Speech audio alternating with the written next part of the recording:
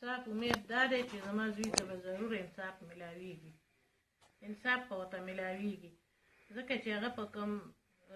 بېدردۍ سره وژلی شوی دی د دروغو په الزام باندې، نو هغه سره به هغسې انصاف کېږي او زما امید دی چې انصاف به کېږي، ځکه چې نن زه مور جاړم، زما په زړه دوږ درد دی او سبا به بیا نورې میندې جاړي او نور مشالونه به دا شروعات دي، د مشال نه یې شروع که او نور مشالونه به په دقسې الزام باندې مړېږي، نو زه وایم چې نورې میندې ونه جاړي او نور مشالونه مړه نه شي. زما ډېر قیمتي بچی وژلی دی،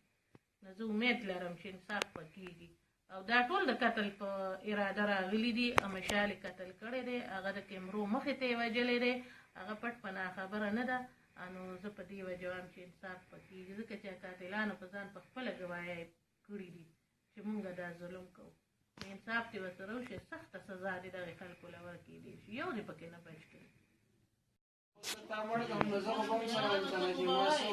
بل زه خبره کوم چې انسان کې نو ګټس پکار دي چې هغه ته انسان بالغ نه وي 18 سال نه پکې ځینی بالغ نه کنه مچي او 18